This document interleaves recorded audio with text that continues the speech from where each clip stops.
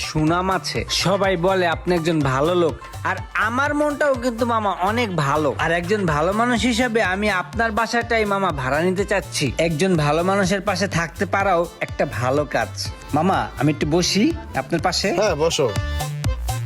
না মামা, কোলে বসবো না, বড় হয়েছি, এখন তো কোলে বসার সময় নাই মামা, তাই না? Thank you. তুমি যে বাসাটা ভাড়া নিবা, তুমি করোটা কি? আসলে মামা কি বলবো, আমি তো ব্যবসা করি। এ বেড়াই দশ না, মামাটা কথা বলতেছে, চা দে। আসলে মামা আপনার বাসাটা ভাড়া কত? আমার ওই ফ্লোরের ভাড়া হচ্ছে 15,000 টাকা।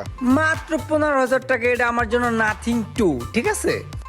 এই লন মামা, এখানে 30,000 টাকা আছে, 2 মাসের ভাড়া অ্যাডভান্স দিয়ে দিলাম। সবাই 1 মাসের দেয়, আমি 2 মাসের দিলাম। বুঝতে পারছেন মামা? আর কোনো প্রশ্ন আছে আপনার? না সমস্যা নাই, তুমি উঠো, যে কোনো সময় উঠে যাও, সমস্যা নাই। মামা একটা কথা বলি, আমার না একটা আপন মামা ছিল, ছোট কালে জোলাই নেছে, দেখতে পুরো আপনার মতো মামা।